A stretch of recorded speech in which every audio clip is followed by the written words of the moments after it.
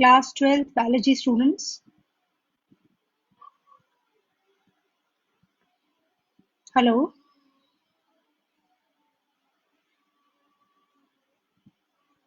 Hello. Hello. Good afternoon. Class 12 biology students. I am Monica Malhotra, PGT Biology from KV Pushpihar, New Delhi. Today I am here with the fifth session on 23rd of April 2020 for the chapter 3rd of your syllabus, Human Reproduction. Yes, not much students have joined in. Please come up for your biology class. Yes, Naveen is there. Yes, Sindhu. Yes, more students, please join in fast. Vidya, Sunita, good. Umesh. I can see very few students today. Yes, join in for the session. Most probably today would be the last class of this chapter, Human Reproduction, if we are able to complete the chapter. Yes, join in the session. I can see only 28 students as for now.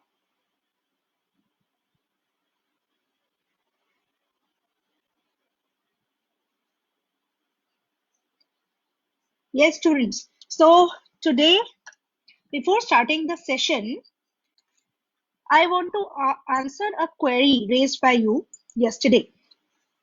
So yesterday you had asked me in your comment box about the reason of twins. So we know that twins, they may be identical twins or non-identical twins, right?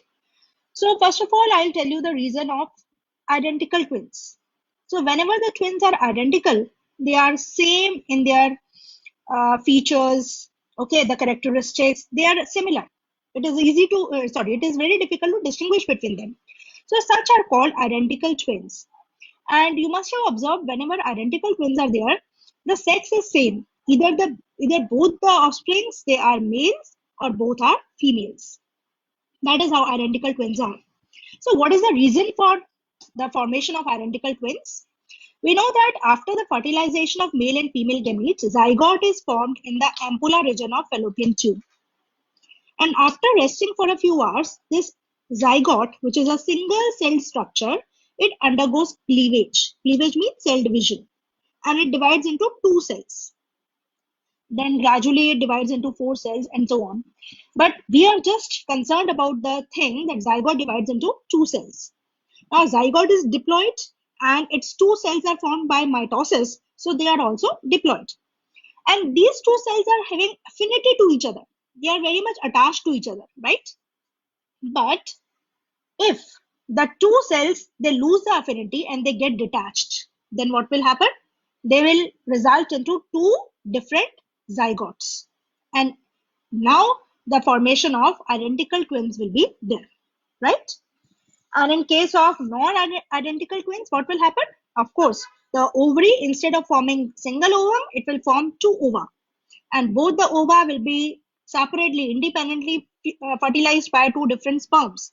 And such two zygotes formed will be non-identical in their genotype. And then they will form two offsprings, which are again non-identical. So non-identical twins, they may be both male, they may be both female, they may be one male, one female. It is a chance. Okay.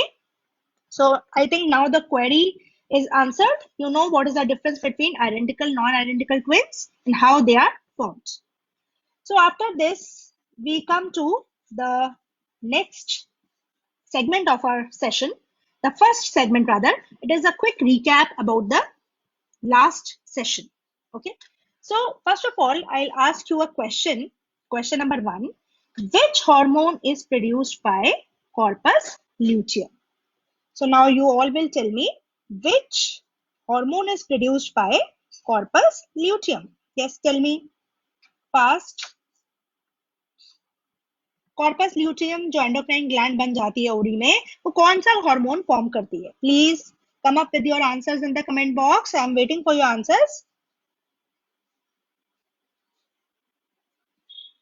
Okay, Sangeeta has said all clear. It means the doubt is clear, right? Okay, Swabhi has answered. Neha has also answered. Yes, Neha, you have given the correct answer. It is the hormone produced by corpus luteum is progesterone. Yes, Sunita has also correctly answered. Very good. Yes, Prince has said B part. Naveen, Drishti, yes, Mansi is not correct. No, it is D part progesterone, right? Pankaj Rajput, Sarita Devi, yes, all of you are correct. Tiyasha, yes, Jyotsna Richa, you all are correct. So the Neha Pokhriyal, the correct answer, Shyam, Rajiv, Poonam, all are correct. The correct answer is progesterone. So the hormone produced by corpus luteum is progesterone. Very good. Now try to answer the second question now. The structure which consists of mature ovum is option A, Graafian follicle, option B, primary follicle, option C, corpus luteum, and option D, corpus albicans. All these four terms are clear to you? In the last session, I had cleared all the terms. So now you just tell me, mature ovum इनमें से कौन से structure के अंदर पाया जाता है? Yes. अभी तक बच्चे पिछला ही क्वेश्चन आंसर कर रहे हैं. रणबीर, तनिष्का, बिल्कुल सही कह रहे हैं आप. अब देखिए, स्वाभी ने बिल्कुल सही आंसर दिया है सेकंड क्वेश्चन का. स्वाभी हैज आंसर्ड ऑप्शन ए. बिल्कुल सही.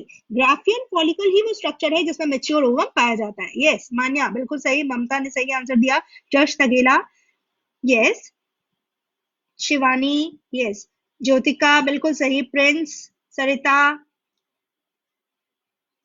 नेहा, संगीता बिल्कुल सही. आपने केपी पिंगोलिया आपने बिल्कुल सही आंसर दिया. तियाशा, विद्या, yes, you all people are correct. So now we move on to the third question. Third question is, select the function of the luteinizing hormone. Out of these four options, which is the correct function of luteinizing hormone? Option A, forming the corpus luteum. Option B, thickening the endometrial layer for implantation. Option C, breaking down the wall of Graafian follicle to allow for the release of ovum. It is called ovulation, right? D option is both A and C. Means LH also helps in the formation of corpus luteum and it also helps in breaking down the Graafian follicle to release the ovum. So out of these four, which is the correct answer? Yes? Try to answer. I'm waiting for your answers. Okay. So third question का correct answer है option. Yes, Shivani Dubey has come up with the correct answer. Option D, बिल्कुल सही. Option D कहता है कि LH corpus luteum भी form करता है क्योंकि ओवुलेशन होने के बाद ग्राफियन फॉलिकल कॉर्पस ल्यूटियम में बदल जाता है और ओवुलेशन LH ही करवाता है, राइट? और सी पार्ट क्या कहता है कि ग्राफियन फॉलिकल को ब्रेक करके ये ओवम को रिलीज करता है यानी कि ओवुलेशन कराता है. बिल्कुल सही. So D part is the correct answer. Yes, Naveen, Yash थगेला, Rohan, Jyotsna Richa, these all have given the correct answer. Very good. D part is the correct answer. Neha Pokhriyal, correct. Okay, Kajal, बिल्कुल सही answer दिया आपने. Yes, Rohan ने बोला both A and C, बिल्कुल सही है ये. Okay, so D part is correct. Now, fourth question, in what state does the corpus luteum form? जो menstrual cycle के मैंने आपको phases बताए थे उनमें से कौन से phase में corpus luteum बनता है? Option A, luteal phase. Option B, follicular phase. C, proliferative phase and D is none of the above. बताइए अब. Yes, yes, शिवानी, रिद्धि, निशा, निशी सबने सही आंसर दिया है बेटा.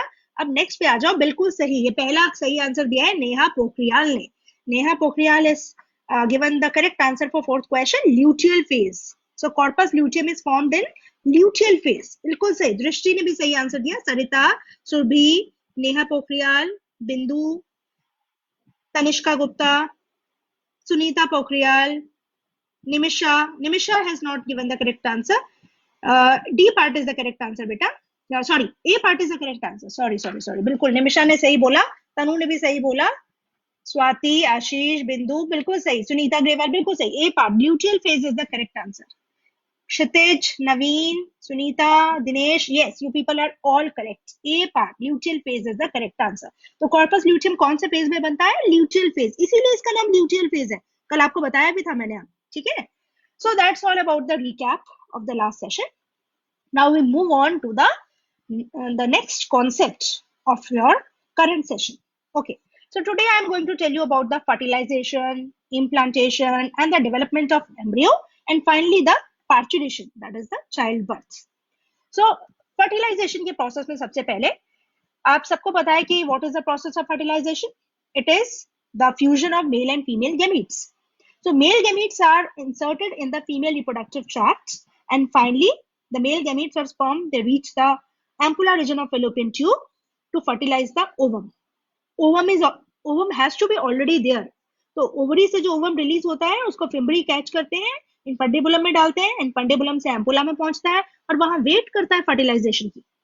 जब तक ये डिजेनरेट होना शुरू नहीं हुआ ओवम, अगर तब तक स्पर्म्स अप्रोच कर लेते हैं ओवम को तो फर्टिलाइजेशन हो जाती है. सो साइट ऑफ फर्टिलाइजेशन क्या हुआ फिर? Ampullar region of fallopian tube, right? During the copulation, which is also called coitus, copulation मैंने आपको पहले भी बताया था, it is the process of deposition of male gametes in the female reproductive tract. Okay, तो कॉपुलेशन के time पे semen is release by the penis into the vagina. It is called insemination. So insertion of male gametes in the female reproductive tract, technical term क्या है इसकी? Insemination. Okay, now motile, as the sperms they have a tail, they are motile, they rapidly swim. So they are inserted here in the vagina and they rapidly swim and they cross the uterus and they enter the fallopian tube. Of course, on the mean way, on the path, reproductive tract में, there are so many hostile environments. बहुत hostile environment रहता है जो कि बहुत सारे sperms को damage कर देता है, उनको non viable बना देता है. So very less sperms are able to swim and reach the fallopian tube to the site of fertilization. Okay. Now the ovum, which is released from the ovary, it also reaches the ampulla, and fertilization will take place in the ampulla region of the fallopian tube. अब fertilization बहुत ही chanced event है, मैंने आपको कल भी बताया था. अब आप ये बोलेंगे कैसे चांस्ड इवेंट है? यहाँ से ओवम पहुंच गया एम्पुला में और यहाँ से स्पर्म पहुंच गया एम्पुला में तो फर्टिलाइजेशन तो हो ही जाएगा. बिल्कुल नहीं, ऐसा नहीं होता है. अगर ओवम जो कि एक सिंगल गैमीट है वो और जो स्पर्म्स हैं वो साइमल्टेनियसली एम्पुला में पहुंचते हैं, then only fertilization will happen. Okay, so fertilization can occur only if the ovum and the sperms, they are transported simultaneously at the same time to the ampullary region. Their structure should be intact, they should be in the perfect state, they should be viable enough so that they are able to fertilize each other. Okay, so this is the main reason why all copulations do not lead to fertilization and pregnancy.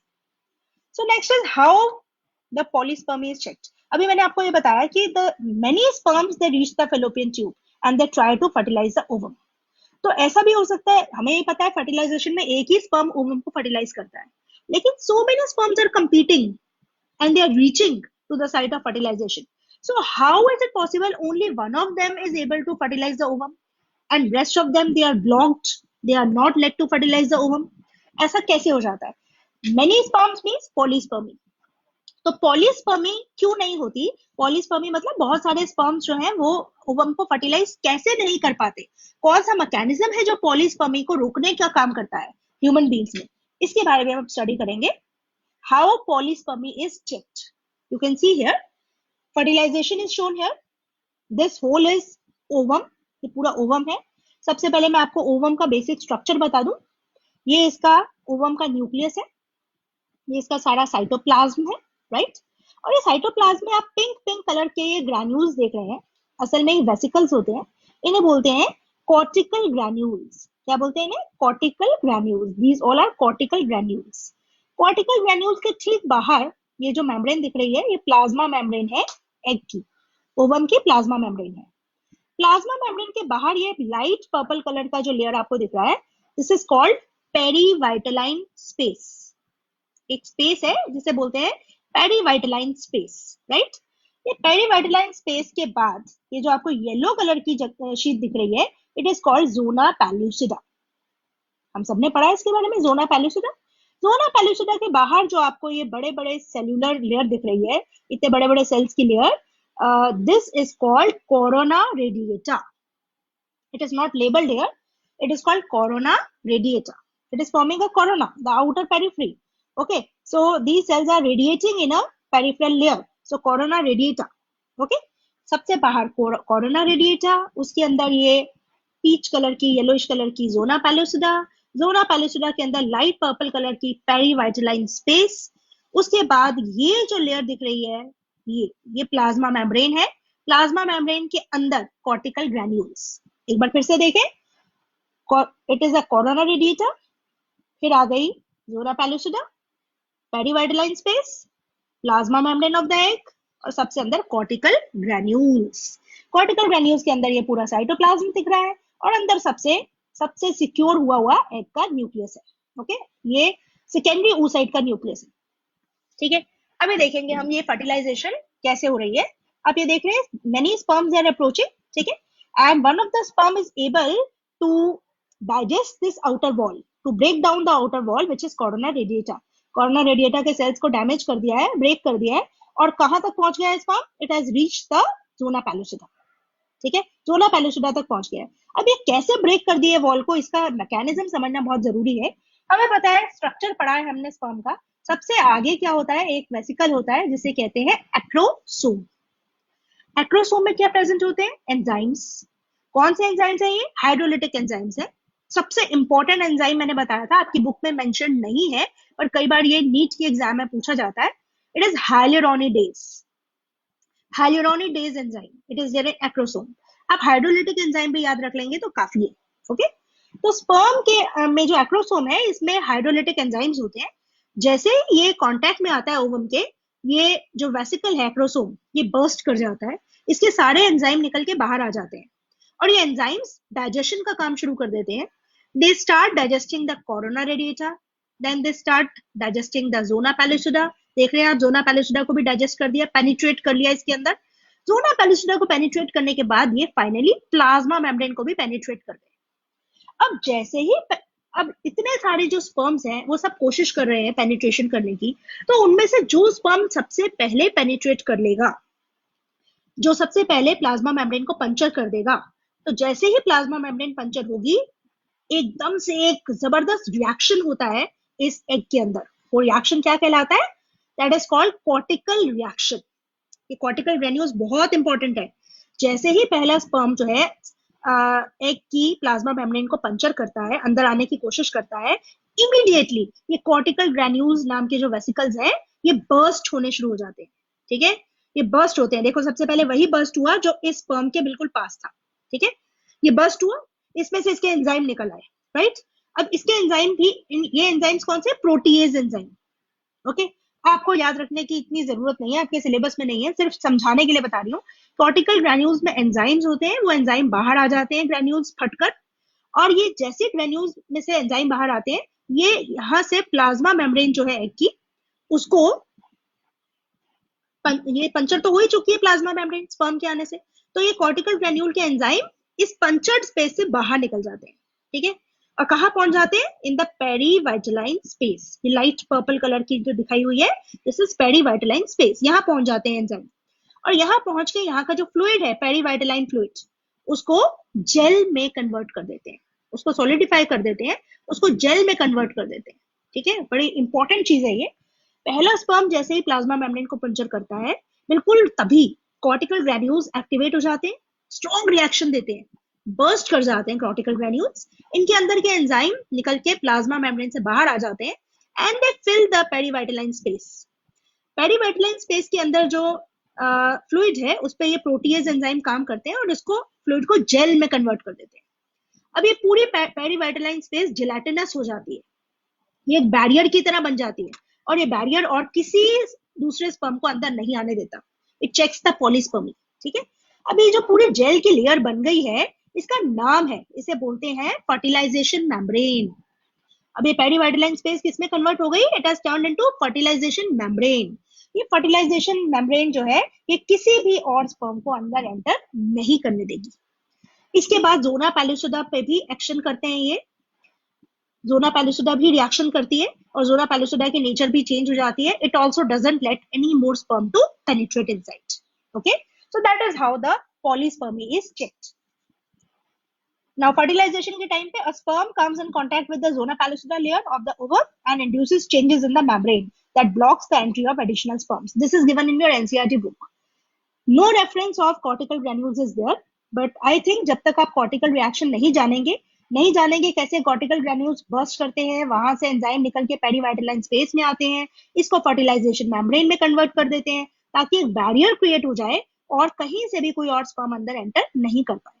ये बहुत जरूरी है जानना cortical reaction. ठीक है, सो polyspermy को check करने के लिए सबसे इंपॉर्टेंट रोल किसका है? कॉर्टिकल ग्रेन्यूल्स का। और सेकंड नंबर पे जोना पैलिसोडा भी अपने स्ट्रक्चर को मॉडिफाई कर लेती है और बैरियर का काम करती है।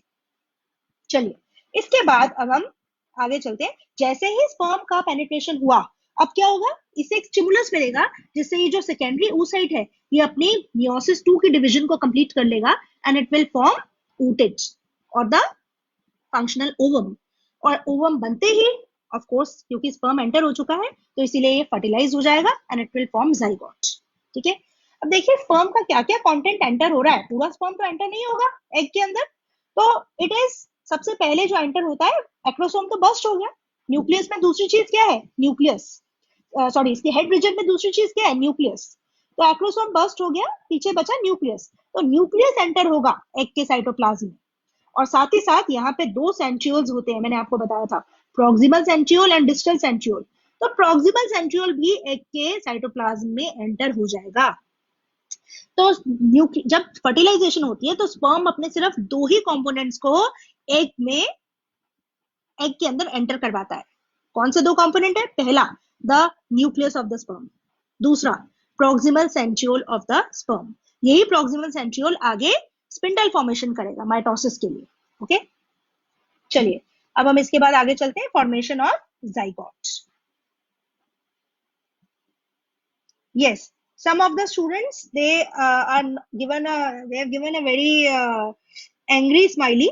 So I don't know what is the reason. Yes, यहाँ इन्होंने क्या पूछा है? Prince has asked, Madam, what is totipotent and pluripotent? बेटा ये कॉन्सेप्ट आपको मैंने 11 में भी आपने पढ़े हुए हैं। Pluripotent is actually an animal cell which can give rise to any other type of cell.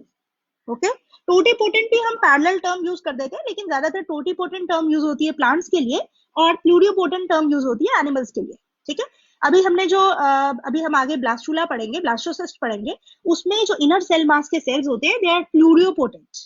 Pluripotent means these cells are undifferentiated cells and they can give rise to any other cell of your body. They can form any other organ of the body. So that is pluripotency, right? Have you understood? Yes, बाकी बच्चे जो है ये जो अगर आपके पास कोई question है जो अनआंसर्ड रह गया है तो आप वो बताइए मुझे। और अगर आप आपस के कमेंट्स पे ऐसी स्माइलीज दे रहे हैं तो please stop this practice, please focus on the lesson. Okay, so now we come to back to the formation of zygote. Okay, अब आपको ये पूरा कॉन्सेप्ट समझ में आ गया, पॉलीस्पर्मी कैसे चेक होती है, पता चल गया आपको कि मेल गेमीट और फीमेल गेमीट फ्यूज हो गया और अब ये जो सेकेंडरी oocyte है अपने मियोसिस 2 की डिवीजन कंप्लीट करके oocyte या ओवम बना चुका है और ओवम बनते ही ये जाइगोट में कन्वर्ट हो जाएगा। Okay, so next is formation of zygote. अभी आपको ये सब बता चुकी हूँ मैं। एक्रोसोम का सिक्रीशन जो है वो हेल्प करता है स्पर्म को साइटोप्लाज्म तक पहुंचने के लिए एग के। ठीक है, जोना पैलिसोडा की लेयर को ब्रेक करता है, इससे पहले कॉर्ना रेडिएटा को ब्रेक करता है, प्लाज्मा मेम्ब्रेन को ब्रेक करता है। सबसे बाहर देखिए, corona radiata, then zona pellucida, then plasma membrane of the egg. इन सब को बर्स्ट करते हुए sperm has reached the cytoplasm of the egg. ठीक है, and the nucleus of the sperm and the proximal centriole will enter the cytoplasm of the egg, right? Second meiotic division जो complete किया अभी अभी secondary oocyte ने और oocyte form किया है, तो सेकेंडरी मेयोटिक डिवीजन के रिजल्ट पे भी दो डॉटर सेल्स बनेंगे और ये भी फर्स्ट मेयोटिक डिवीजन की तरह ही अनइक्वल है। एक बड़ा सेल बनेगा और एक छोटा। जो बड़ा बना है that will be called haploid ovum और oocyte, और जो छोटा बना है वो सेकेंड पोलर बॉडी है। इसके बारे में हम पिछले सेशन में भी पढ़ चुके हैं। ठीक है, हैप्लॉइड न्यूक्लियस स्पर्म का जो है वो ओवम के हैप्लॉइड न्यूक्लियस के साथ जल्दी ही फ्यूज हो जाता है और बना देता है diploid zygote. Zygote is diploid and it is a single celled stage, right? देखिए यहाँ क्लियरली मेंशन्ड है, सबसे बाहर की लेयर कॉर्ना रेडिएटा, उसके अंदर जोना पैलिसोडा, उसके अंदर plasma membrane of the egg. ठीक है, और अंदर इसके साइटोप्लाज्म है और ये एग का न्यूक्लियस है। एग का न्यूक्लियस, सॉरी इसमें एग का न्यूक्लियस दिखाया ही नहीं है, ये तो स्पर्म का हेड है, ठीक है। एग का nucleus they have not shown in this diagram, somewhere there is the nucleus of egg also, right. Okay, अब देखिए बहुत डिटेल में दिखाई दे रहा है, यहाँ पर सारी स्टेजेस आप समझ सकते हैं, मैंने आपको ऑलरेडी बता दी है ये सब स्टेजेस, फिर से एक बार देखेंगे फर्टिलाइजेशन का प्रोसेस कैसे हो रहा है। इसमें आप देख सकते हैं यहाँ कुछ स्पेशलाइज्ड प्रोटीन रिसेप्टर्स दिखाई दे रहे हैं आपको, ठीक है। जो एग की मेम्ब्रेन होती है उस पर प्रोटीन रिसेप्टर्स प्रेजेंट होते हैं, ये एग के रिसेप्टर्स हैं जो स्पर्म के प्रोटीन रिसेप्टर्स के साथ जब मैच होंगे तभी फर्टिलाइजेशन होगी, ठीक है। तो आप ये देख सकते हैं जो एक्रोसोम के जो वेसिकल्स ब्रेक हुए हैं, एक्रोसोम का वेसिकल ब्रेक हुआ है, उससे जो एंजाइम निकले हैं वो जाकर ये रिसेप्टर पे बाइंड हो रहे हैं, ओके। चलिए अब हम इस फर्स्ट स्टेप से स्टार्ट करते हैं। Sperm approaches the egg, it comes in contact, ठीक है। स्पर्म में ये इसका मिडल पार्ट है स्पर्म का, ये नेक है, ये हेड रीजन है, हेड रीजन में सबसे आगे एक्रोसोम जिसमें हाइड्रोलिटिक एंजाइम्स प्रेजेंट होते हैं, ये पीछे इसका न्यूक्लियस है, और यहाँ सेंट्रियोल दिखाने चाहिए, नहीं दिखाए हुए, यहाँ प्रोक्सिमल सेंट्रियोल, यहाँ डिस्टल सेंट्रियोल, ठीक है। सबसे पहले स्पर्म कांटेक्ट में आया ओवम की आउटर लेयर, सबसे बाहर की लेयर कौन सी है, कोरोना रेडिएटा, कोरोना रेडिएटा के कांटेक्ट में आया, ठीक है। अब जैसे ही कांटेक्ट में आया तो स्पर्म के हेड में एक स्टिमुलस क्रिएट होगा और एक्रोसोम का जो वेसिकल है बर्स्ट हो जाएगा, ठीक है। एक्रोसोमल रिएक्शन कहते हैं इसको हम। बर्स्ट होते ही जो इसके प्रोडक्ट्स है, ये पूरा देखिए, इसके प्रोडक्ट्स जाकर स्पर्म की इनर लेयर, सॉरी एग की इनर लेयर पे एक्ट करेंगे। सबसे पहले जोना पैलिसुडा को ब्रेक किया, सबसे पहले कोरोना रेडिएटा को ब्रेक किया, फिर जोना पैलिसुडा को ब्रेक किया, और अब finally they have reached the receptor proteins, ठीक है। And now further it will break open the plasma membrane, ठीक है। सबसे अंदर ये प्लाज्मा मेम्ब्रेन है, लेकिन आपको मैंने बताया था ये लेयर्स का ग्रेजुअल सीक्वेंस क्या है, सबसे बाहर कोरोना रेडिएटा, उसके अंदर जोना पैलिसुडा, उसके अंदर क्या बताई थी, उसके अंदर बताई थी पेरीवाइटलाइन स्पेस, ओके। तो पेरीवाइटलाइन स्पेस यहाँ कहाँ है, दिस इज पेरीवाइटलाइन स्पेस, ये देख रहे हैं आप, ये है पेरीवाइटलाइन स्पेस, राइट, ऑरेंज कलर में जो दिखा रखी है। और सबसे अंदर की जो ब्लैक लाइन है ये क्या है, plasma membrane of the egg, ठीक है।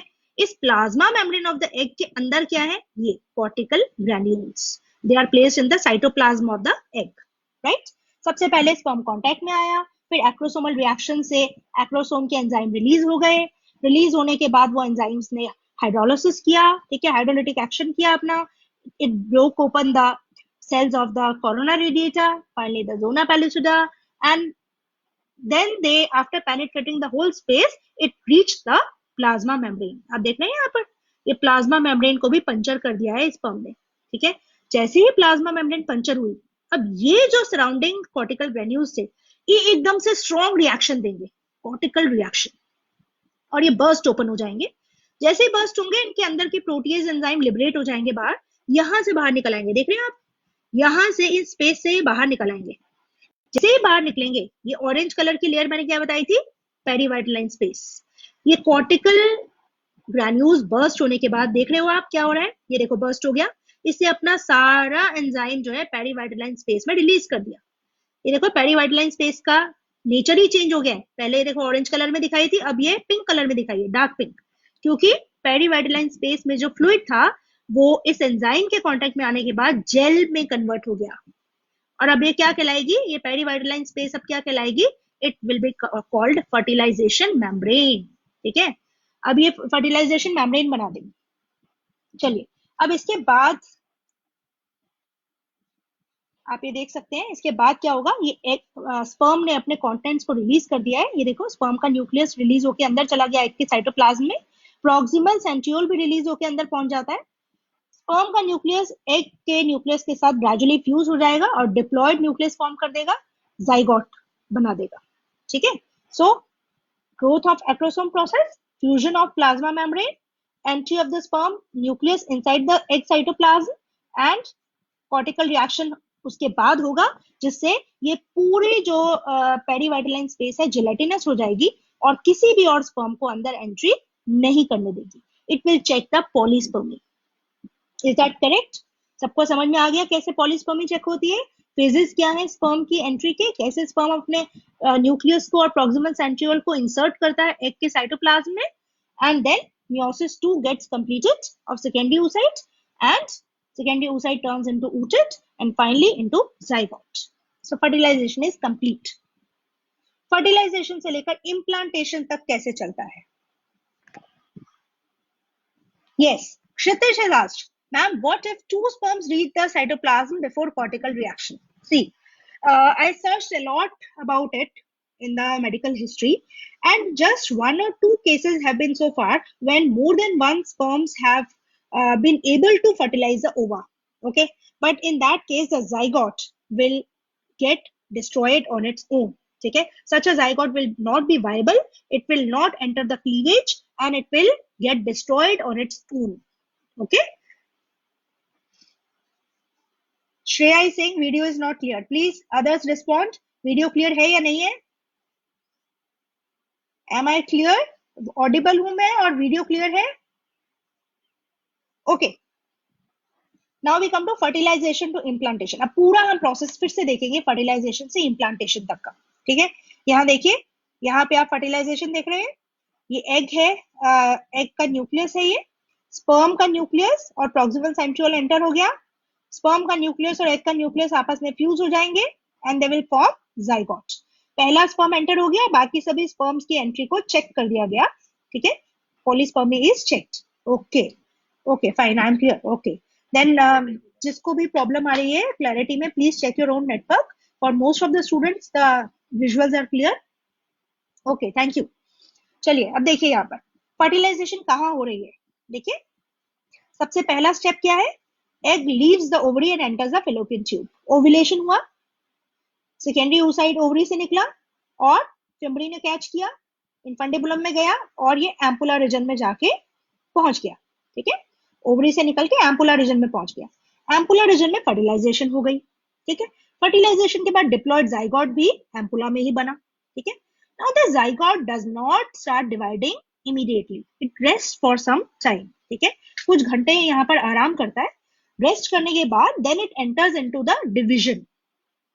अब इसमें माइटोटिक डिविजन होंगी, माइटोसिस अंडरगो करेगा क्योंकि जाइगोट डिप्लॉयड है और जाइगोट ने डिप्लॉयड ऑर्गेनिज्म बनाना है.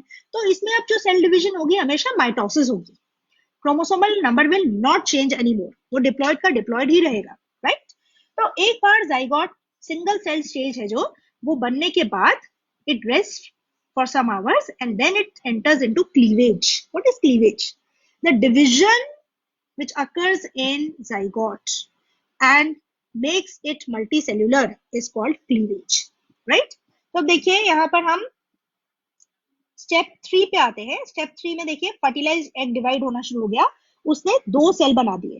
फर्टिलाइज एग यानी कि जाइगोट एक सेल का था, धीरे धीरे इसमें वर्टिकल क्लीवेज हुई, वर्टिकल सेपरेशन हुई इन सेल्स की और न्यूक्लियाई 2 बन गए हैं. साइटोप्लाज्म भी आधा आधा डिवाइड हो गया है और 2 सेल्स में कन्वर्ट हो गए हैं.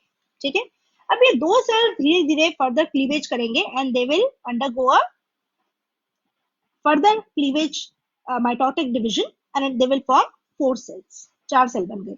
4 के बाद अभी 8 सेल बन गए, 8 के बाद 16 सेल बनेंगे. ठीक है, लेकिन ये सेल्स ही नहीं बन रहे, धीरे धीरे मूवमेंट भी कर रहे हैं. ये देखिए, एम्पुलर रीजन में जाइगोट था, जब तक ये 2 सेल स्टेज में आया ये मूवमेंट करके यहाँ पहुंच गया. आप सबको पता है फेलोपियन ट्यूब जो है, इसकी जो एपिथेलियम है, इनर एपिथेलियम, उसमें इट पुशेस द जाइगोट और the embryo towards the uterus. Right, तो आप देख सकते हैं यहाँ पर ये 2 सेल स्टेज बन चुकी है, फिर 4 सेल बन चुकी है और धीरे धीरे मूवमेंट करके it is moving towards the uterus. Fallopian tube में आगे की तरफ जा रहा है ये एम्ब्रियो. तो यहाँ 8 सेल्ड एम्ब्रियो बन गया है. 8 सेल्ड एम्ब्रियो और यूट्रस की तरफ जाएगा. It has reached almost the entry of the uterus, entry point तक पहुंच गया. यहाँ तक पहुंचने पर ये 8 सेल स्टेज 16 सेल स्टेज में कन्वर्ट हो जाती है और एंटर हो जाती है. एंटर होने के बाद it turns into blastula stage. अभी मैं सभी स्टेजेस के नाम बताऊंगी. जब एक बार ये यूट्रस में एंटर हो जाती है तो एंटर होने के बाद ये यूट्रस की इनर मोस्ट लाइनिंग एंडोमेट्रियम से अपने आप को अटैच कर लेती है, which is called implantation. One thing is very important to tell you, जब फर्टिलाइजेशन हुई तब भी जोना पेलुसिडा थी. 2 सेल स्टेज में भी जोना पेलुसिडा इंटैक्ट है, 4 में भी, 8 में भी, 16 में भी।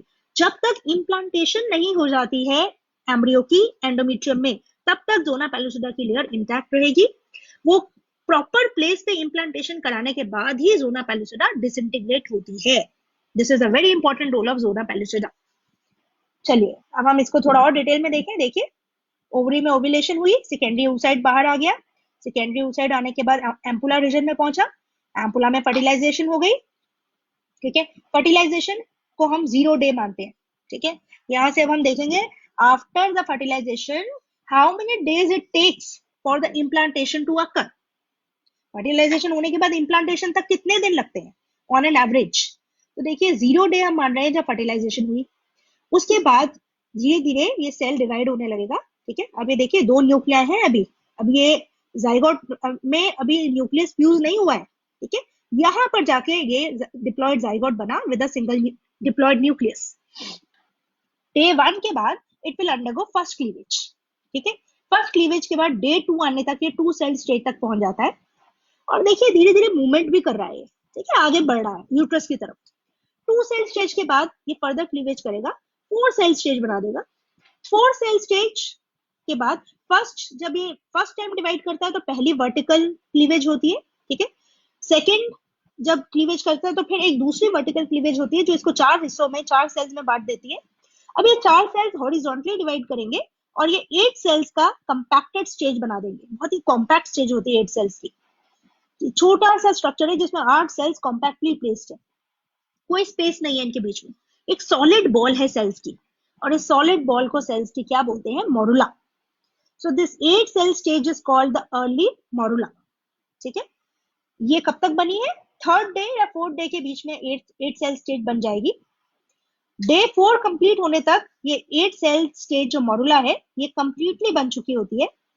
डे 5 डे 6 तक ये जो 8 सेल्स हैं ये फर्दर क्लीवेज करते हैं और ये 16 सेल्स बना देते हैं। लेकिन तब तक आप देख रहे हैं यूट्रस के ये एंट्री पॉइंट पे आ चुका है। अब ये अर्ली ब्लास्टोसिस्ट बनाएगा डे 5 पे, late blastocyst till the 6th day, और 7th डे आने तक ब्लास्टोसिस्ट अच्छे से एंडोमेट्रियम में इम्प्लांट हो जाएगी। ठीक है, तो इसका मतलब इम्प्लांटेशन जो होती है ब्लास्टोसिस्ट की वो कितने दिन बाद होती है? फर्टिलाइजेशन के 7 डेज के बाद। ठीक है, अब अगर मैं आपको ये स्टेजेस बताऊं कौन कौन सी स्टेजेस हैं इसकी, एम्ब्रियोनिक डेवलपमेंट की स्टेजेस देख ले एक बार। ये देखिए जाइगोट था सबसे पहले। ठीक है, 2 पोलर बॉडीज दिख रही है और ये इसका ooted। ठीक है, it has turned into zygote now after fertilization. बाहर की लेयर जोना पेलुसिडा बिल्कुल क्लियर है। ओके, अब ये क्लीवेज अंडरगो करेगा, वर्टिकल क्लीवेज। 2 सेल स्टेज बना दिया, 2 ब्लास्टोमियर्स दिख रहे हैं आपको, है ना, दोनों डिप्लॉयड सेल्स है। ये पोलर बॉडी है, बाद में डीजनरेट हो जाती है। ये जोना पेलुसिडा की लेयर अभी भी क्लियरली दिख रही है बाहर।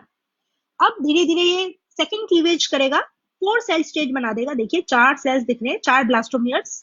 ठीक है, 4 सेल स्टेज, जोना पेलुसिडा अभी भी बाहर है। इसके बाद 8 सेल की स्टेज बन जाएगी 3rd क्लीवेज के बाद। यहाँ फर्स्ट क्लीवेज हुई, second cleavage and then the 3rd cleavage. 3rd cleavage के बाद 8 सेल स्टेज बन गई। जोना पेलुसिडा बाहर फिर दिख रही है, अंदर प्लाज्मा मेम्ब्रेन है एक की, और 8 ब्लास्टोमियर कॉम्पैक्टली अरेंज्ड है। बीच में कोई कैविटी नहीं है, सॉलिड बॉल है सेल्स की। ये सॉलिड बॉल जो सेल्स की होती है इसको बोलते हैं अर्ली मोरुला, और ये लेट मोरुला बन गया है। ये 8 सेल 16 सेल में बदल गए हैं। ये देखिए अभी भी ये कॉम्पैक्ट स्टेज है, 16 सेल स्टेज मोरुला। लेकिन जब तक ये बनती है तब तक ये यूट्रस के बिल्कुल एज पर आ जाती है और यूट्रस के अंदर एंटर कर जाती है। ठीक है, जब ये यूट्रस में एंटर करती है, देखिए यहाँ एंटर की, तो यूट्रस के अंदर यूटेराइन कैविटी है ये, right, this is uterine cavity. ये यूटेराइन कैविटी किस चीज से भरी हुई है? यूटेराइन फ्लूइड से भरी हुई है, इसमें यूट्रस का फ्लूइड है। तो जैसे ही ये मोरुला इसमें एंटर करता है, यूट्रस का फ्लूइड उस मोरुला के सेल्स के अंदर भरना शुरू हो जाता है।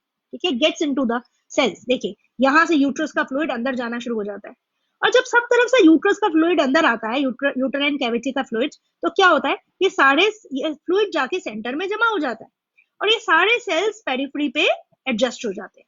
ठीक है, और ऐसे में ये क्या बना देते हैं? सॉरी, ऐसे में ये यूट्राइन फ्लूइड अंदर भरने से, यहाँ से अंदर गया यूट्राइन फ्लूइड, ये सारे सेल्स पेरिफेरी में चले गए, सेंटर में एक कैविटी बन गई। ये बन गई कैविटी, यहाँ यूट्राइन फ्लूइड भर गया। ठीक है, सारे सेल्स साइड पे हो गए या फिर पेरिफ्री पे हो गए, ठीक है। अब ये जो पेरिफ्री पे सेल्स पहुंच गए हैं, उन्होंने एक सिंगल सेल थिक लेयर बना दी है, इसे बोलते हैं ट्रोफोब्लास्ट या ट्रोफो एक्टोडर्म भी कहते हैं इसको हम, एक्टोडर्म आउटर लेयर। सारे सेल्स भर गए एक तरफ, इनर सेल मास बना दिया इन्होंने। जोना पैलिसोदा धीरे धीरे ब्रेक होनी शुरू हो गई है क्योंकि इंप्लांटेशन हो गई है इस ब्लास्टोसिस्ट की। ब्लास्टोसिस्ट को ही ब्लास्टुला कहते हैं।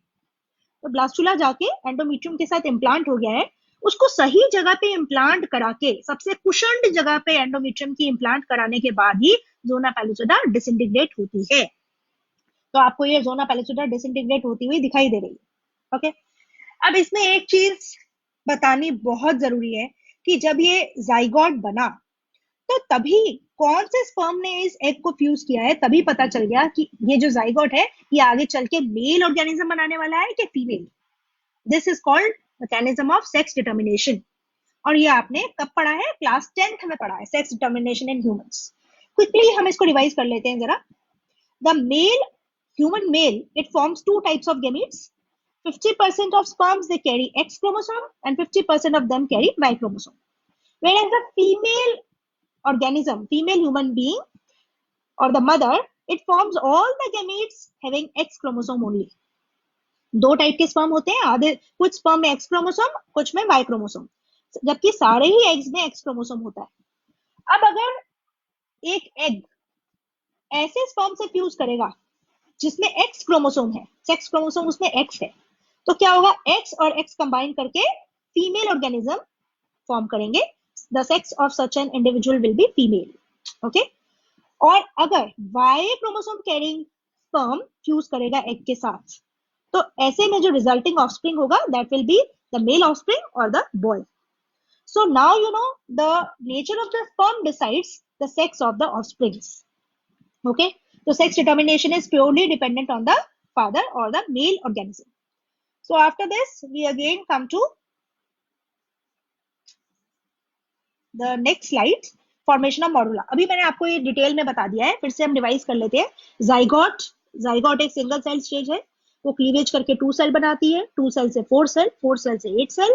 ठीक है, देख रहे हैं आप, डे 1 पे जाइगोट है, डे 2 पे 2 सेल स्टेज, फिर 4 सेल स्टेज बन गई। ठीक है, और डे 3 तक आते आते ये 8 to 16 सेल का स्टेज मोरुला बन चुका होता है, यूट्रस के बहुत करीब आ चुका होता है ये, और उसके बाद यूट्रस में एंटर कर जाता है।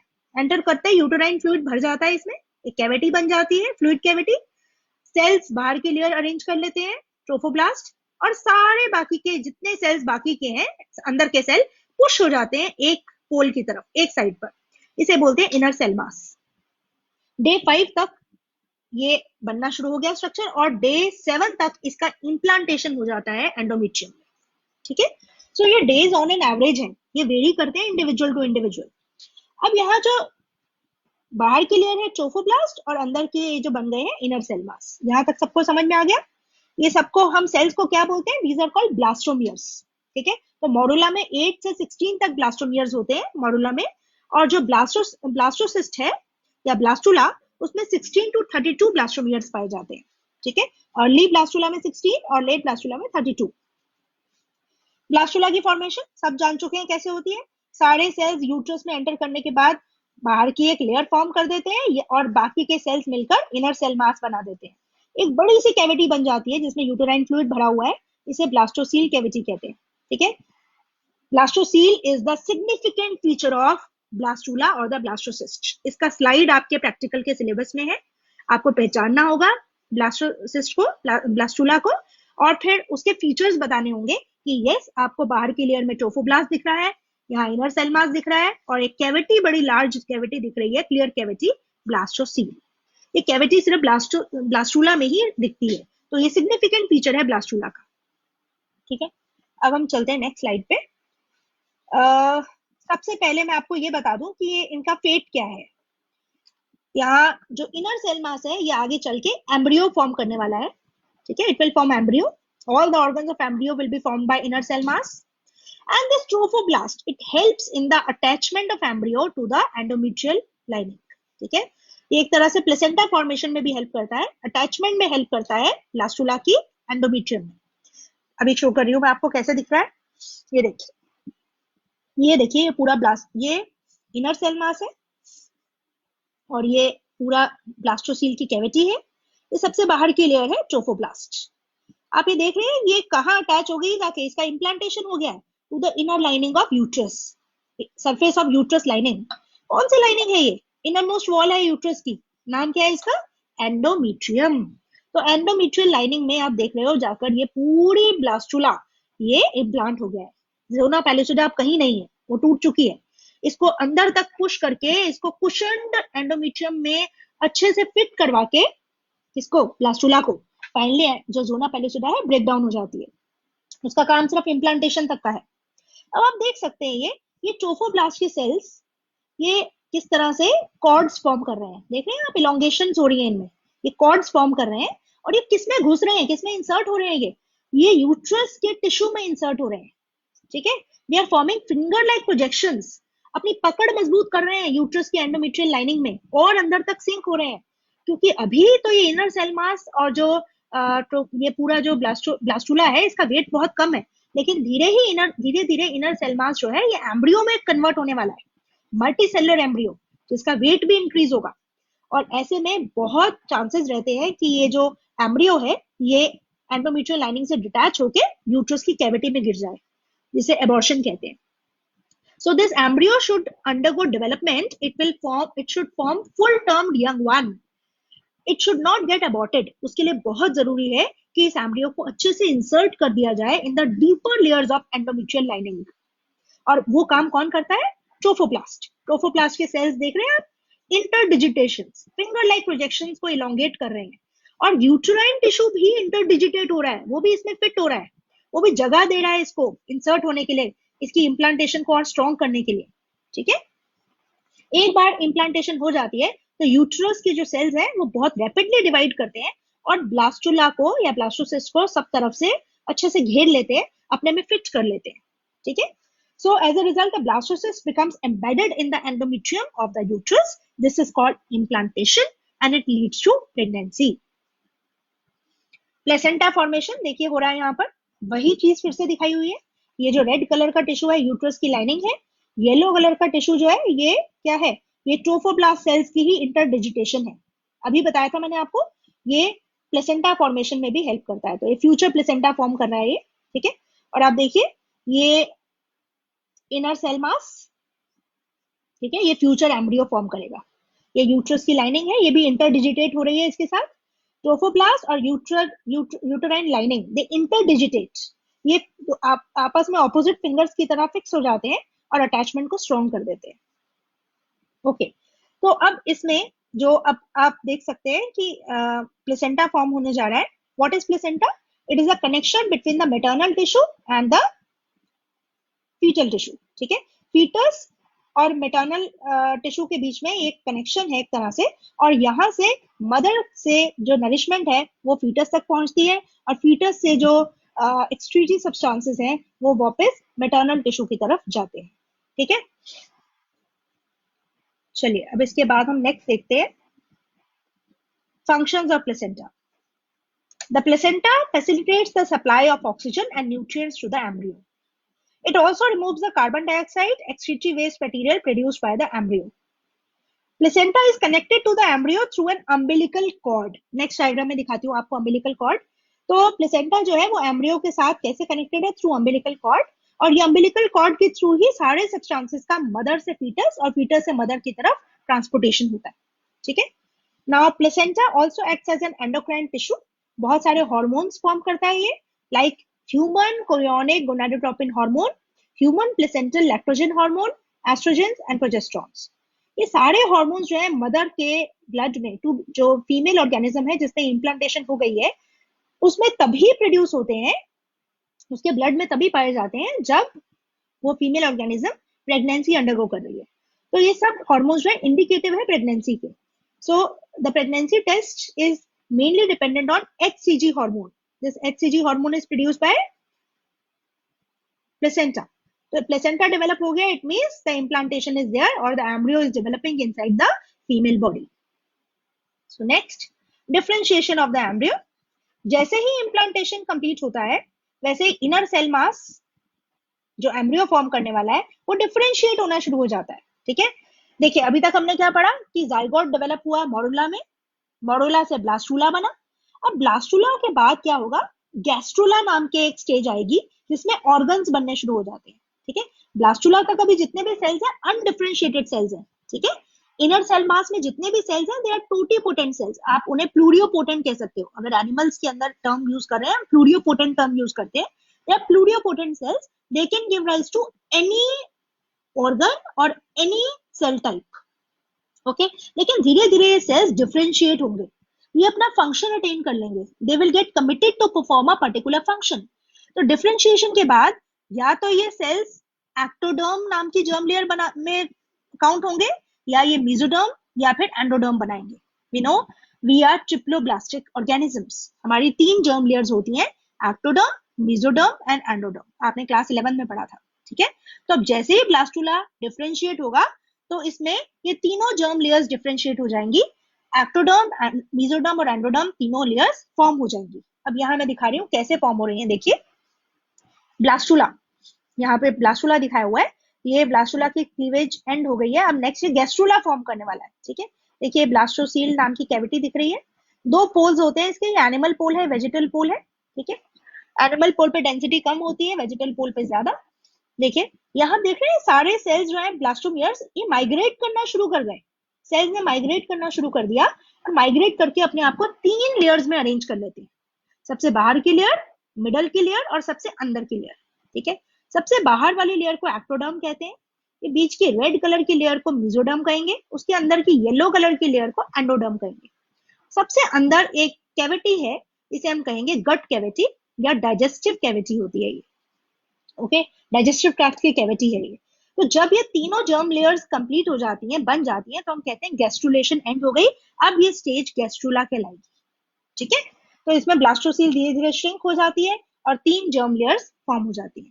ठीक है, तो अब आप समझ गए होंगे कि यहाँ पर जो सेल मास है वो अपने आप को डिफरेंशिएट करता है, सेल मास के जितने भी ब्लास्टोमियर्स हैं वो अपने आप को 3 लेयर्स में अरेंज करते हैं, outer layer ectoderm, inner layer endoderm, और बीच में जितने बच गए वो मेसोडर्म फॉर्म करते हैं। ये 3 जर्म लेयर्स जो है ये ह्यूमन बींग्स के सारे टिश्यूज और सारे ऑर्गन्स को फॉर्म करने वाली हैं। ठीक है, इनर सेल मास में मैंने आपको अभी बताया स्टेम सेल्स होते हैं, they have the potency to give rise to all the tissues and the organs, they are pluripotent cells. ये फेट है जर्म लेयर्स का, देखिए ये आपको दिख रहा है, ये यूट्राइन टिश्यू है। ठीक है, इसमें ये पूरा का पूरा एम्ब्रियो इम्प्लांट हुआ है, मेटर्नल ब्लड का पूल है ये। अब ये एम्ब्रियो को प्रोटेक्ट करने के लिए मेम्ब्रेन्स बन जाती है, एम्ब्रियो के आसपास प्रोटेक्टिव मेम्ब्रेन्स डेवलप हो जाती है, जिन्हें बोलते हैं एक्स्ट्रा एम्ब्रियोनिक मेम्ब्रेन्स। अभी हम इनके बारे में पढ़ेंगे आगे, लेकिन उसको बताने से पहले मैं आपको बस ये बता दूं कि ब्लास्टुला डिफरेंशिएट होकर गैस्ट्रुला फॉर्म करता है, तो 3 जर्म लेयर्स बन जाती हैं, सबसे बाहर ये ब्लू कलर की एक्टोडर्म, ये रेड मेसोडर्म और सबसे अंदर एंडोडर्म। देखिए एंडोडर्म लेयर क्या क्या बनाएगी, आपको मैंने ओवरव्यू दिया है। डाइजेस्टिव सिस्टम फॉर्म करती है, liver, pancreas and lungs. Mesodermal layer क्या फॉर्म करती है, it forms the circulatory system, muscular system, mainly the internal viscera, जितने भी इंटरनल आपके सिस्टम्स हैं वो फॉर्म करती है mesoderm. Then the ectoderm layer forms here nails, skin and nervous system। ठीक है, ये ओवरव्यू है, जस्ट एक आइडिया के लिए दिया है आपको। ठीक है, अब इसके बाद हम चलते हैं फीटल डेवलपमेंट पे, formation of extra embryonic membranes. ये देखो ये पूरा का पूरा एम्ब्रियो है, आपको दिख रहा है ये एम्ब्रियो, बिल्कुल क्लियर है, ये डायग्राम आपकी एनसीईआरटी बुक का ही है। ये एम्ब्रियो के आसपास एक कैविटी है, ये कैविटी को बोलते हैं एमनियोटिक कैविटी। ठीक है, this cavity is amniotic cavity, right. ये एमनियोटिक कैविटी में एक फ्लूइड भरा हुआ है, इसे बोलते हैं एमनियोटिक फ्लूइड। ठीक है, इसके बाहर एक मेम्ब्रेन है, ये amnion. I think in the previous diagram it was clear, देखिए यहाँ बहुत क्लियर है। देखिए सबसे पहले आपको ये एमनियन दिखा दूं, ये जो एम्ब्रियो है पूरा का पूरा, इस एम्ब्रियो के आसपास ये जो कैविटी है, ग्रीन कलर की कैविटी, ये है एमनियोटिक कैविटी। एमनियोटिक कैविटी में जो फ्लूइड है उसका नाम है एमनियोटिक फ्लूइड, राइट। और ये एमनियोटिक कैविटी को जो लिमिट करती है लेयर, उसका नाम है एमनियन। ठीक है, तो अगर आपको ये क्वेश्चन पूछा जाए कि एम्ब्रियो के सबसे पास कौन सी मेम्ब्रेन प्रेजेंट होती है जो प्रोटेक्ट करती है उसको, दैट इज एमनियन। ठीक है। एमनियन के बाद आप देख सकते हैं टोटल कितनी प्रोटेक्टिव मेम्ब्रेन्स होती है, कितने एक्स्ट्रा एम्ब्रियोनिक मेम्ब्रेन्स है, 4। पहली है एमनियन, दूसरी है एलेंटॉयस, तीसरी कोरियन और चौथी योक सैक। देखिए इस डायग्राम में चारों दिखाई हुई है, ये योक सैक, ये वाला योक सैक है, ठीक है। ये छोटा सा एलेंटॉयस है। ये पूरा जो सराउंडिंग येलो इंटरडिजिटल पार्ट है, जो फिंगर लाइक प्रोजेक्शंस दिख रही हैं, ये कोरियन है, ठीक है। और ये जो आपको ये मेम्ब्रेन मैंने दिखाई ग्रीन कैविटी के बाहर की, ये एमनियन है। ये चारों एक्स्ट्रा एम्ब्रियोनिक मेम्ब्रेन्स कहलाती है, ठीक है। अभी मैं इन चारों मेम्ब्रेन्स का आपको प्रोटेक्टिव फंक्शन, इनका फंक्शन बताती हूँ कि इसका ह्यूमन एम्ब्रियो में क्या फंक्शन है। ये डायग्राम आपकी बुक में दिया हुआ है, इसमें लेबलिंग्स पूरी नहीं है, ठीक है, फिर भी जो दिख रहा है मैं दिखा रही हूँ आपको। ये देखिए ये लेयर जो है, ये जो आपको ये फिंगर लाइक प्रोजेक्शंस वाली ब्रांचिंग वाली लेयर दिख रही है, ये कोरियन की लेयर है। अभी बताई थी मैंने आपको, कोरियन एक्स्ट्रा एम्ब्रियोनिक मेम्ब्रेन है। ये कोरियन बहुत लंबे लंबे फिंगर लाइक प्रोजेक्शंस विल्लाए फॉर्म कर देती है, ठीक है। इन्हें प्लेसेंटल विल्लाए कहते हैं, कोरियोनिक विल्लाए भी कहते हैं इनको। ये कोरियोनिक विल्लाए मेटर्नल जो मदर का जो यूट्रस है उस टिश्यू के साथ जाकर एक टिश्यू फॉर्म करते हैं मिलकर, ये क्या कहलाता है, दिस इज कॉल्ड प्लेसेंटा। तो कोरियोनिक विल्लाए प्लेसेंटा फॉर्मेशन में बहुत इंपॉर्टेंट रोल प्ले करते हैं, they are a part of placenta, ठीक है। फिर आपको ये बताया था अम्बिलिकल कॉर्ड, ये देखिए ये गट रीजन है एम्ब्रियो का, यहाँ से आप देख रहे हैं अम्बिलिकल कॉर्ड, ये अम्बिलिकल कॉर्ड है पूरी, जहां से मदर और फीटस के बीच में सब्सटेंसेस का एक्सचेंज होता है, ठीक है। और यहीं से आपको एक छोटा सा सैक दिख रहा है, इसको लेबल तो नहीं किया गया है, लेकिन ये एलेंटॉयस है, ठीक है। ये दिख रहा है आपको, ये योक सैक है। तो एक तरह से चारों एक्स्ट्रा एम्ब्रियोनिक मेम्ब्रेन्स आपकी एनसीईआरटी बुक में भी दिखाई हुई है, पर लेबल्ड नहीं है। ये देखिए ये कोरियन है जो बाहर है पूरी फिंगर लाइक प्रोजेक्शंस वाली, ठीक है। ये एम्ब्रियो के आसपास जो कैविटी है एमनियोटिक कैविटी, उसके बाद जो ब्लैक कलर की लाइनिंग है ये एमनियन की लेयर है, एक्स्ट्रा एम्ब्रियोनिक मेम्ब्रेन है ये, एक्स्ट्रा मतलब एम्ब्रियो के बाहर की। ये योक सैक है, ये एलेंटॉयस है, ठीक है। तो चारों एक्स्ट्रा एम्ब्रियोनिक मेम्ब्रेन शो की गई है। ये रेड कलर की जो है ये यूट्रस की कैविटी है, ठीक है। और ये देखिए ये सर्विक्स, सर्विकल कैनाल म्यूकस से प्लग रहती है, और ये प्लग तभी रिमूव होता है जब इस ये जो एम्ब्रियो है ये फुल्ली डेवलप हो जाता है, young full termed young one बन जाता है, और इसका बर्थ होना होता है, when it is to be delivered, जब इसका प्रोसेस पार्चुरेशन का होना है, डिलीवरी का प्रोसेस होना है, तब ये सर्विक्स का जो म्यूकस है रिलीज हो जाता है, and then the parturition process happens. देखिए यहाँ थोड़ा सा आपको आइडिया के लिए बताया कि ये चारों एक्स्ट्रा एम्ब्रियोनिक मेम्ब्रेन्स का काम क्या है ह्यूमन बींग्स में। योक सैक ये प्रिलिमिनरी सर्कुलेटरी सिस्टम का काम करता है, जब तक एम्ब्रियो का अपना सर्कुलेटरी सिस्टम नहीं बन जाता तब तक योक सैक यहाँ पर इसका काम करता है। फाइनली जब सर्कुलेटरी सिस्टम डेवलप हो जाता है तो ये योक सैक को एम्ब्रियो की गट में ही एब्जॉर्ब कर लिया जाता है। कोरियन और एलेंटॉयस, ये कोरियन की लेयर और ये एलेंटॉयस, ये दोनों मिलकर कोरियो एलेंटॉयस कहलाते हैं, और ये प्लेसेंटा फॉर्म करने का काम करते हैं। इसके अलावा भी इसके 3 काम है, respiration, exchange of substances and calcium transport, ठीक है। इसके अलावा ये नाइट्रोजनस वेस्ट को स्टोर करने का भी काम करते हैं। इनमें से मेनली एलेंटॉयस जो है वो स्टोर करने का काम करता है नाइट्रोजनस वेस्ट को, जो एम्ब्रियो प्रोड्यूस करता है नाइट्रोजनस वेस्ट, वो एलेंटॉयस में जाके स्टोर होता है। एमनियन जो कि इमीडिएट मेम्ब्रेन है, एम्ब्रियो को सराउंड करती है, ये एक कुशन प्रोवाइड करती है, ये उसको हमेशा मॉइस्ट रखती है एम्ब्रियो को, उसके आसपास एक एक्वस कुशन प्रोवाइड करती है ताकि मैकेनिकल इंजरी और शॉक से एम्ब्रियो प्रोटेक्ट हो जाए। इसके बाद सब्सटेंसेस के डिफ्यूजन में भी ये एमनियोटिक जो फ्लूइड है हेल्प करता है, डिहाइड्रेट नहीं होने देता एम्ब्रियो को। एक और बहुत इंपॉर्टेंट फंक्शन है, ये बायंसी क्रिएट करता है, जिससे एम्ब्रियो का वेट, फुल वेट जो है वो कभी भी मदर को फील नहीं होता। So after this fetal development का ओवरव्यू देख लीजिए।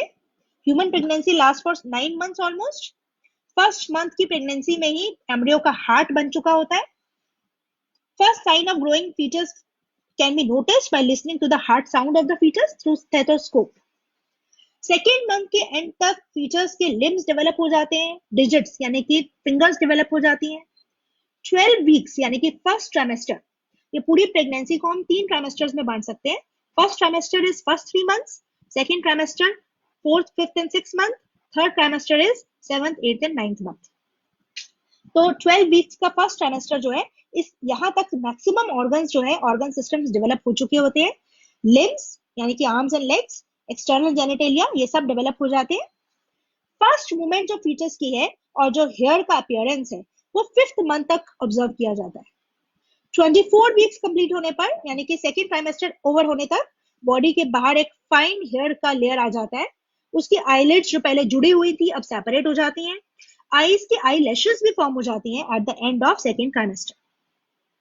देन 9 मंथ्स की प्रेगनेंसी एंड होने तक full term foetus fully develop हो जाता है और फुल टर्म यंग वन में कन्वर्ट हो जाता है and it is ready for the delivery और the process of parturition. Okay, so next is parturition का प्रोसेस।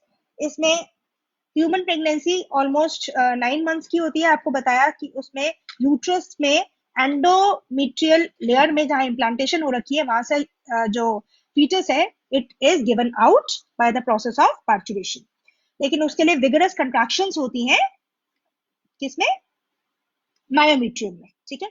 और उसका जो स्टिमुलस है वो फीटस से ही आता है। It is called fetal ejection reflex. I think this topic we will not be able to cover because after that one more topic is left and assignment is also to be dealt with. So I will complete this topic in the next session tomorrow. Now, first of all, I must tell you that there is an exercise for you people. This is one assignment for you. Question number 1. Each and every coitus does not result in fertilization and pregnancy. Why? इसका answer आप खुद अपनी copies में लिखेंगे। आपको मैंने आज समझाया था कि फर्टिलाइजेशन में अगर if the sperm and the egg they are deposited in the ampulla region simultaneously, then only that coitus will result into fertilization, otherwise not. Where does fertilization normally take place in human female? Second question. Fertilization normally takes place in, yes, try to answer. Fertilization normally takes place in ampulla region of fallopian tube. Okay. Third question. Name the layer of cells that form the outer wall of blastocyst. Blastocyst की outer wall कौन से cells बनाते हैं? Yes, trophoblast cells. बिल्कुल सही. Fourth question. At what stage is the mammalian embryo implanted in the uterus? At what stage? Yes, at the blastula stage or the blastocyst stage. So answers are given for you. Blastocyst stage is the answer to the fourth question. You can refer to these answers and you should also practice the questions given at the end of NCERT book. So tomorrow we'll complete this chapter, which is just, it will take 5 to 10 minutes and we'll do some more exercise, some more questions regarding this chapter. Till then, study well, revise the contents, come up with the doubts. Thank you.